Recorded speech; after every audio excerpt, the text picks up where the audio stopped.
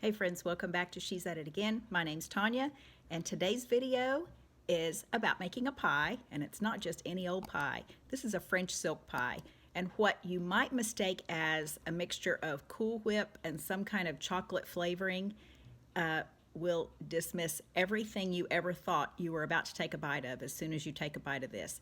This is made with butter, eggs, unsweetened chocolate, and it is so incredibly good. Of course, there's sugar in it. But this is so rich, you want to use very small slices. This is a contribution to a wedding, and I'm not catering the wedding. The bride herself, sweet young lady named Mary Beth, has requested that her friends make their favorite pies, and that's what's going to be served at the reception. Such a fun idea, such a sweet family, and I can't wait to contribute my part to this fun idea. So I'm going to go through the instructions for the pie crust a bit quickly because we've done pie crusts in former videos, so you can always refer back to those. But this is a pure butter crust made with some sour cream, and I think once you try this pie crust, you'll decide that the flavor of this is one that you're going to stick with. You'll never want to go back to a different recipe for a pie crust. But the filling is the highlight of it. Of course, it's a refrigerated pie, so welcome to our channel if you've never been here before, and let's go make a French silk pie. Okay, let's get started. We have our bowl right here. If you have a chilled bowl, that would be great. If it's warm weather, this pie crust tends to behave a little differently. So cooler weather like today, it's pretty cold outside. I'd say it's just above freezing, but it helps because our countertops are cold, our appliances are cold, everything's cold. But we want to start out with 1 cup of flour. This is organic all-purpose flour. And again, I'm just going through this quickly because we've already done this in a video before, so you don't necessarily need detailed instructions. This is a 1/2 teaspoon of pink Himalayan salt.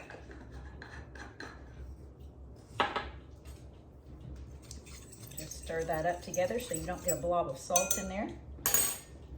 We have 6 tablespoons of frozen butter, and when I say frozen, I just took it out of the freezer right before I turned the camera on. Our grater is also straight out of the freezer.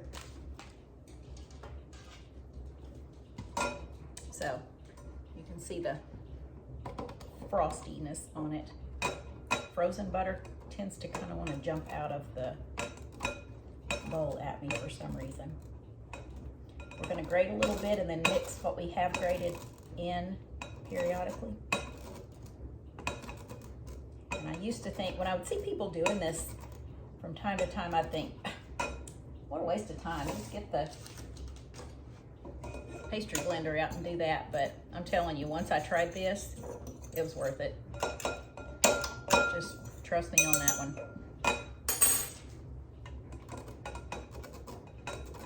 There's a rubber coating to the top of this grater here, and I'm trying to keep my hand on it just to keep from transferring any heat to the metal.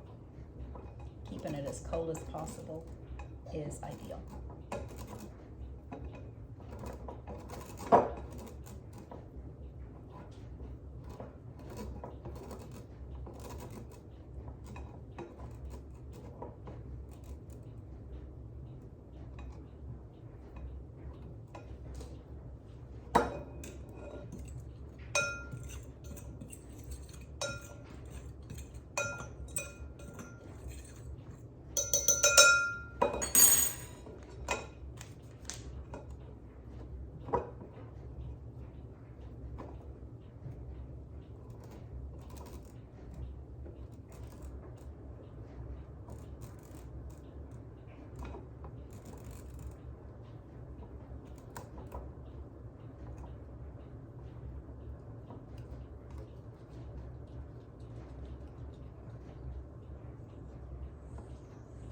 Probably the only downside I can think of to this is getting the butter off the grater after it's done. Sometimes if you sprinkle it with flour, it comes off a little better.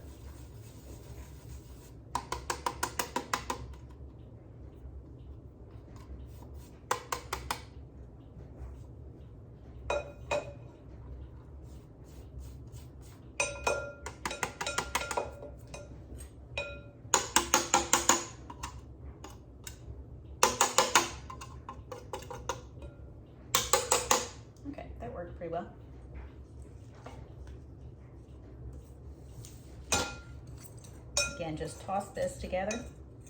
Now we're going to get our water that is in the refrigerator. I had it in here chilling. And our 1 tablespoon of sour cream. So we have 3 tablespoons of water, very cold water, 1 tablespoon of sour cream,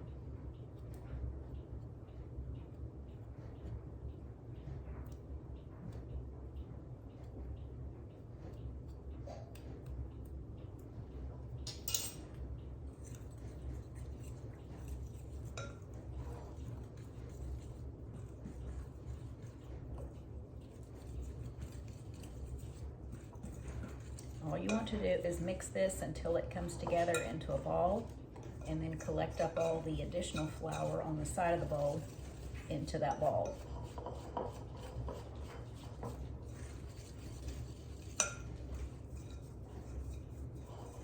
Never realized it before, but bowl and ball kind of sound alike. Maybe it's because I'm from the South.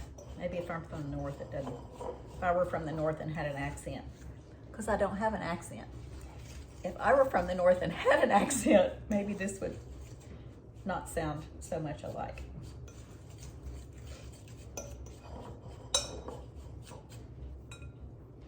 All right, try to get that off the fork and see if we can get it all into a ball.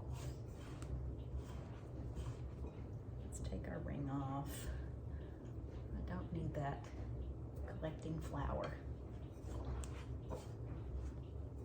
So we're basically going to mash this together into a ball. And again, for those who didn't see the initial video on making a pie crust, you're always going to think, oh, there's not enough water in that. This is not going to stick. Keep going. Don't succumb to the urge to add more water to it. It's going to come together. As long as you have 3 tablespoons.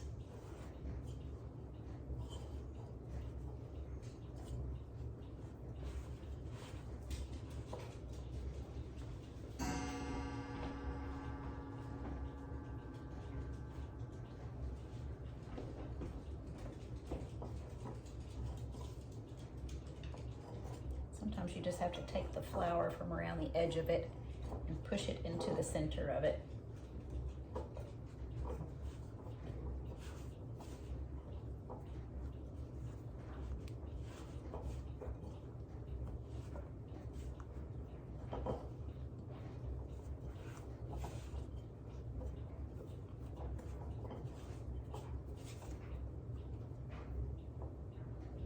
Okay, I'm going to go ahead and turn my oven on, and I am going to preheat. I don't know why I'm looking in there. I don't have a recipe for that.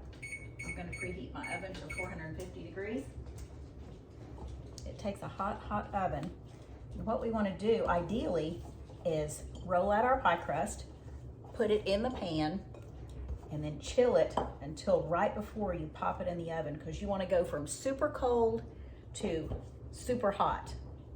This is going to keep your crust from just kind of melting like a wax candle or something when it overheats, because it will slide down the edges of your pie pan if you don't secure it. Secure it well on the top by fluting the edges, and if you don't go from super cold to super hot. You don't want to just keep it at room temperature and then put it in there, because it will look melted-y, if that's a word. I'm sure it's probably a word. Okay.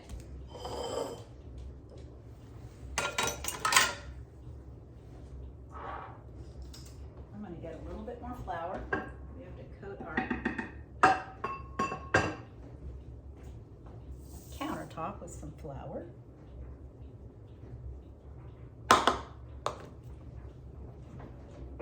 Get out my rolling pin. Let's go with the wooden rolling pin. I have a wooden one and a marble one. And sometimes if the dough is refrigerated and it's a bit firm, then I use the marble one, just because I don't have to put forth as much effort pushing down on it to flatten it out. I'm going to take that ring off too. I'm not sure why I kept those on.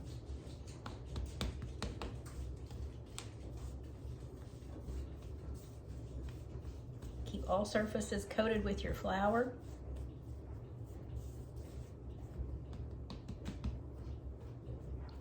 And I know that normally if you watch videos on pie crust, they say try not to touch it any more than possible. And sometimes I look at those things and go, that's so silly, why do they say that? But in this case, it really is true. Your hands are warm. You want to keep your crust as cool as you can. So avoid touching it with your hands. And if you have stone countertops, these are quartz countertops, but if you have stone, marble, quartz, anything like that, it does tend to be cooler than a lot of your other countertops, which is helpful.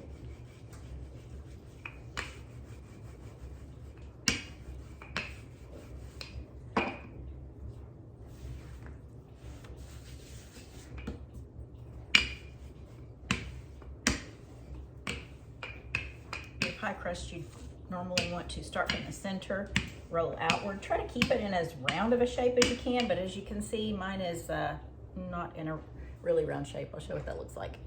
See, not round. So you're not doing anything wrong if it's not round. It's just that ideally it would be round. Okay, that camera's not gonna stay upright. I'm trying though.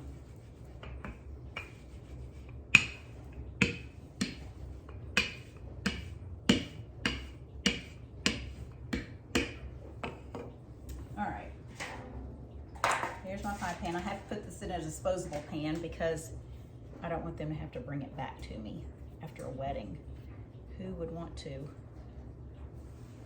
have to track somebody down to give them a pan after cleaning up after a wedding?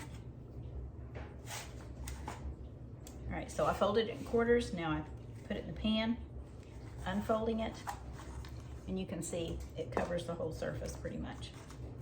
So better scoot it over. Sometimes you can kind of scoot it around easily before you start crimping the edges.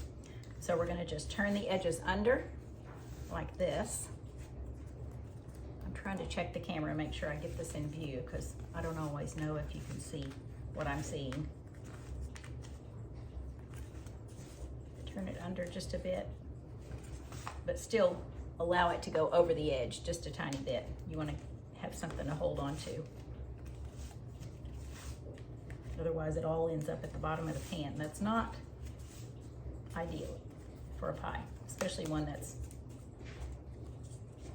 going to be seen by that many people. Normally people are coming to my house, I'm like, oh well, it'll taste good, nobody will notice it, but I'd hate to send something ugly to a wedding.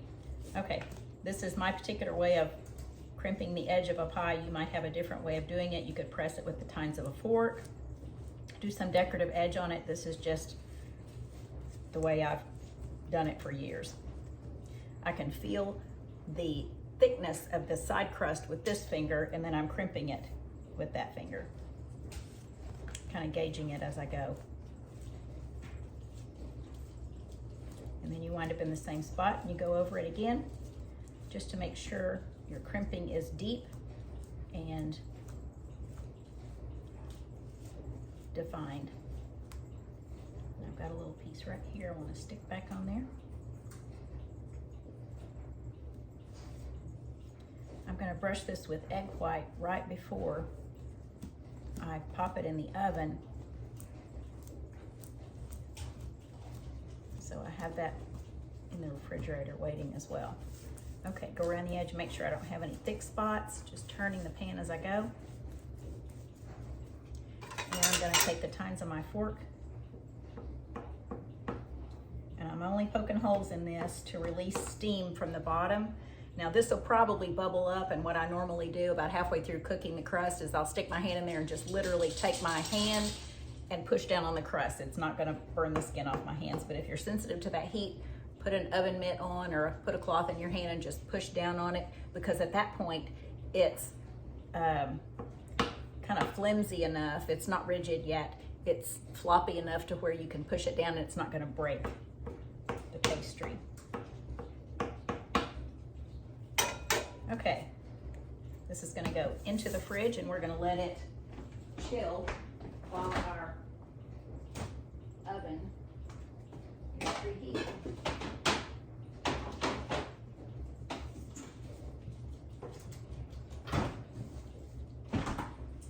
Again, trying to go from super cold to super hot. Okay, we'll be right back and I'll show you putting the egg wash on it, then we'll pop it in the oven. Okay, we're back. I just took the pie crust out of the refrigerator and I have this one egg. I used part of it the other day for something else, so I've saved it so you can see, kind of see it in the container. Again, let me tip the camera up. There's my egg in there. And I'm just gonna use, it doesn't matter if the yolk gets on it, it's not a big deal, but the egg white is what makes it shiny, glossy, and it just looks like it came out of a bakery of somebody that really knows what they're doing. That's the fun part of this. So if you want somebody to think you really know what you're doing, brush it with the egg white. It just is very impressive when it comes out. And we're gonna bake this for about, I think maybe 10 minutes. I never set a timer when it comes to making my pie crust. I just keep an eye on them. But do not make the mistake that some do of forgetting that it's in the oven. I may have done that about several things, but never a pie crust up to this point. But just make sure you don't forget that it's in there, because having an oven set at 400 to 450, that's, yeah, not something you want to walk off and forget about. All right, we can brush this. You can brush the entire thing, but really and truly, the part that you want to be most concerned about is right below the fluted edge, and then of course the edge itself. And I have at least three pastry brushes in my drawer, but I chose the one that has the softest and technically the thinnest little bristles to it, because I don't want anything knocking off one of the tops of these pieces of the edge. If I had an airbrush and I could spray this on, that would be perfect, but this is just the next best thing to it. Okay, so we're gonna pop this in the oven. I'll turn the camera on right before I turn it out so you can see what it looks like. Just kind of gauge what you're doing. So let's put this in the oven.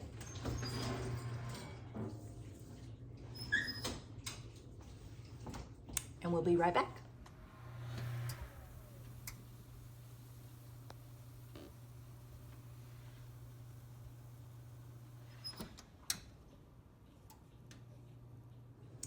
All right, my pie crust is still in the oven, but I want to show you this. In this cup, I have 3 ounces of chocolate broken up. This is the kind of chocolate I'm talking about.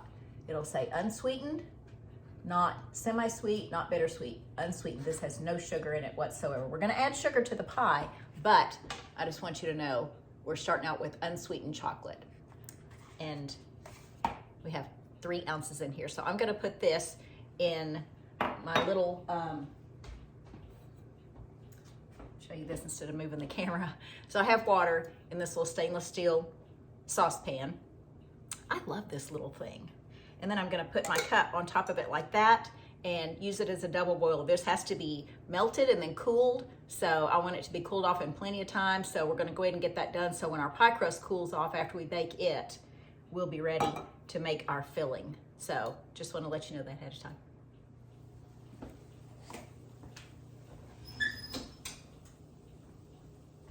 Okay, this is our pie crust. And as you can see, the edges are, I don't know if you can see they're glossy or not, I'm just not sure. But if you have any little flecks of piece of egg where it's cooked on the edge of the pan, just take those off. They won't affect anything. They're just sticking up. Okay, so we're gonna let this cool right here on this cooling rack. We want it to be completely cooled, not just a little bit cooled off where you can still feel a little bit of warmth to it. This has to be completely cooled, or your filling that you work so hard and long on, and it's not it's not extensive. It's not like there's so many steps to it. It's just you have to let the mixer run for a long time. I gotta be honest with you up front. You're gonna be letting that mixer run for a long, long time, like to where you think this is not right. But let that pie crust completely cool off or your hard work will dissolve flat to the bottom of this pie crust. So we're gonna take a break here, let this cool off. It may be a couple hours before we come back and work on our pie filling, but I'll be back with you in just a short minute.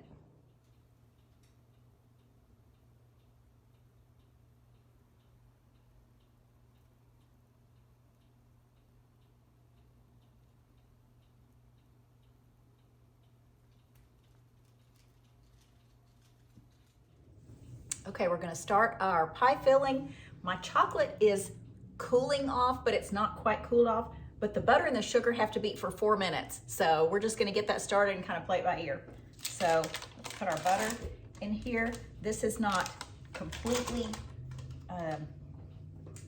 like fresh out of the refrigerator cold, but it's not softened a lot by any means. I could probably make an indentation in it with my finger, but it's not too soft. Okay, 1 cup, let's see, we have 12 tablespoons of butter. So that's 3/4 of a cup of butter. This is unsalted butter. I always use unsalted because I just hear too many things that say the butter with salt in it is kind of compromised a bit and they cover up the flavor with the salt. I don't know if that's true or not, but it's enough for me to always just use unsalted butter, just unwritten rule. 1 cup of sugar, and as you saw, that wasn't just pure white, stark white sugar, so it's not bleached, it's not GMO, it's not made with sugar beets. It is unbleached, raw sugar cane sugar. And I believe the name of it is Zulka, Z-U-L-K-A. That can be found at your local All-Mart store. All right, we're gonna turn this on. We're gonna beat it for 4 minutes. Make it nice and fluffy. You might have to scrape down your bowl a little bit in between this, but just kind of keep an eye on it. But it's gonna be super fluffy at the end of 4 minutes.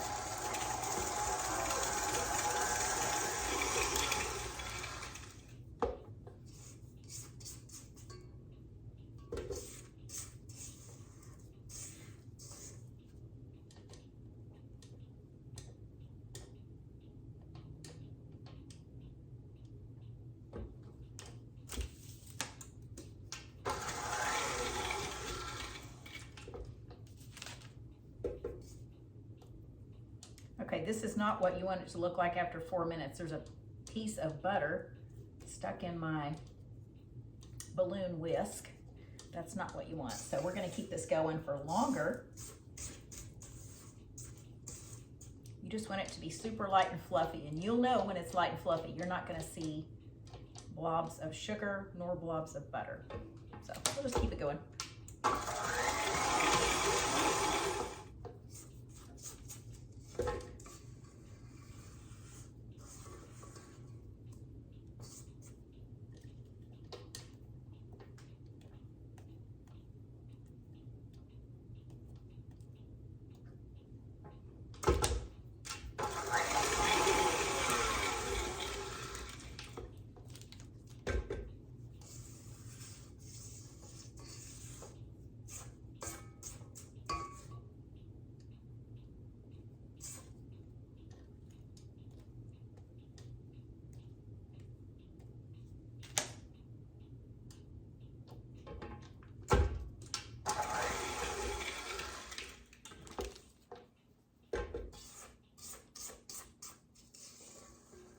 Okay, we're almost there. So this is running twice as long. I want to show you what this looks like, give you a close-up of that. So that's awful bright. Let me show you on this one. There we go. That looks better. So you can see how light and fluffy it is compared to when it first started. You can't really see the yellow of the butter in this any longer. All right, let's keep whipping it up just a little bit more.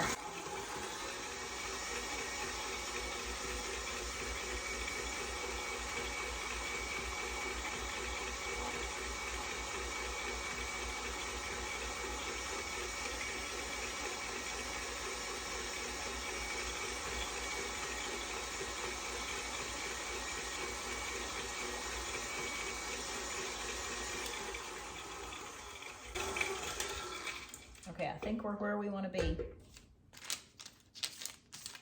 as far as fluffiness.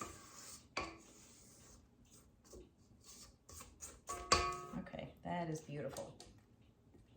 All right, so all in all, honestly, I'd say closer to 10 minutes. Forget the 4 minutes.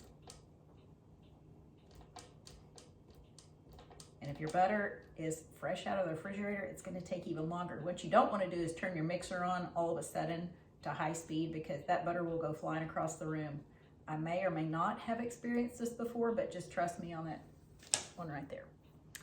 It will go flying across the room. Okay, this is our unsweetened chocolate. I had shown you that I used kind of a double boiler system where I put my little stainless steel pan on the bottom, put this Pyrex heat-proof cup on the top, and I'm gonna put this over here because I don't want to stick my cup on the beater.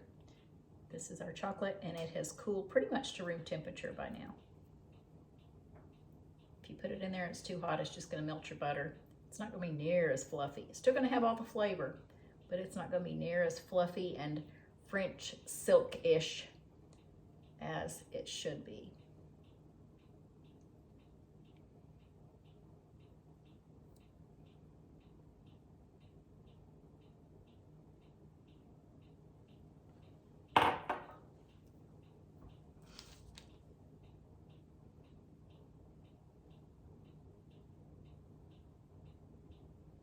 As much of that chocolate off there as I can.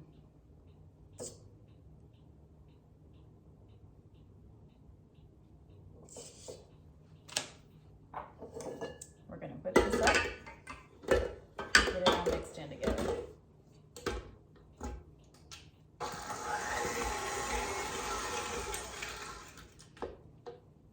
Again, take your spatula, clean around the edge of it.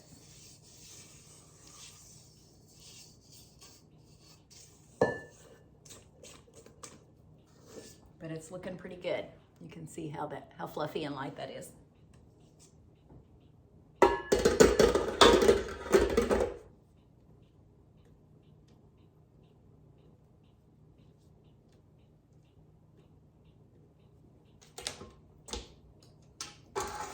Okay, to that we're going to add 1.5 teaspoons of vanilla. If you have one of these little baby medicine dropper or toddler medicine dropper, it sure is handy for measuring liquids. So I put my vanilla in there. In that goes. Beat that just a little bit.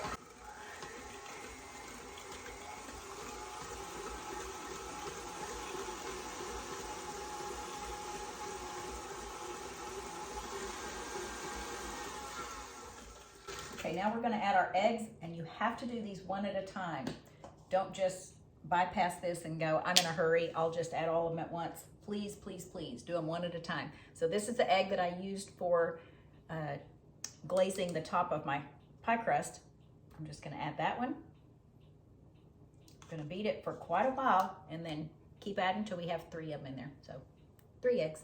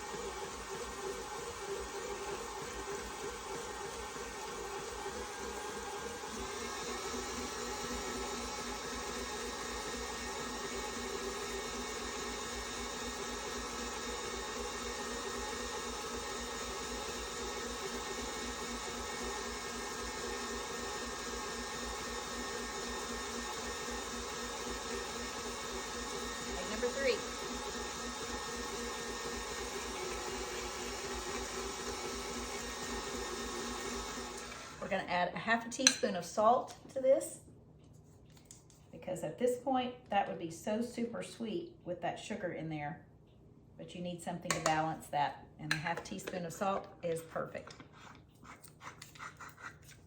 I'm going to scrape down the side of my bowl before I mix it anymore.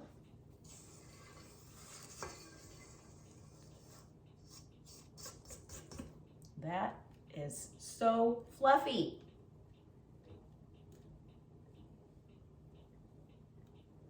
I promise you, you could trick somebody into thinking this was Cool Whip and some chocolate pudding or something. Trust me, it's not. It's so good. All right, one more last stirring of it. Okay, and that is it. I'm gonna unplug that.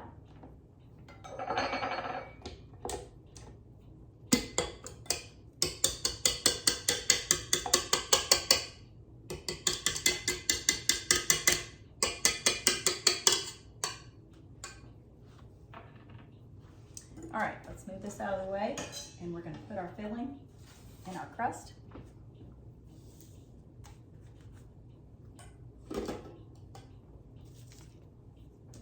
And this is what it looks like. Talk about wanting to stick your head down in a bowl and not come up till it's all gone. Ooh.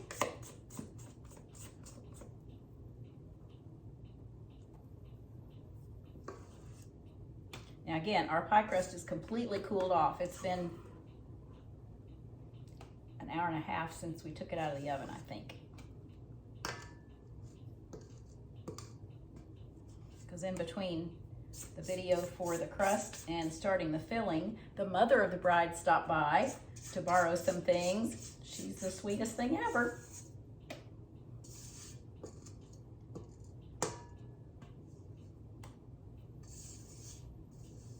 This is a family that we've known since we moved here to our small town several years ago. And she was actually pregnant at the time with Mary Beth, who is getting married this weekend. So we've known them for several years. And again, I can't even express how sweet they are.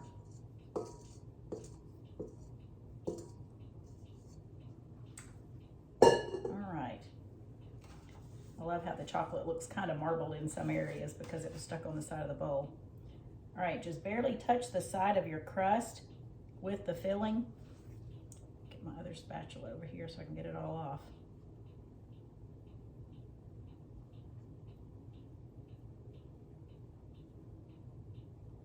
Now, if you wanted to, you could whip some heavy cream, put on this, or chocolate shavings or something like that. But you know what? Nobody's even going to remember what this thing looked like. They're going to be so infatuated with the taste of it. This is not something you'd serve along with hot dogs and potato salad. You could serve this when you serve prime rib, and it would be the perfect dessert. It's like chocolate mousse in a very beautiful pastry. All right.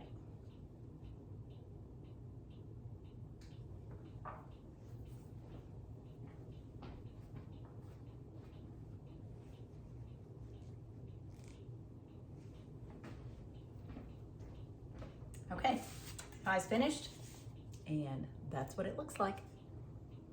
There's our French silk pie. Hope you enjoyed this, and we look forward to sharing something with you again real soon.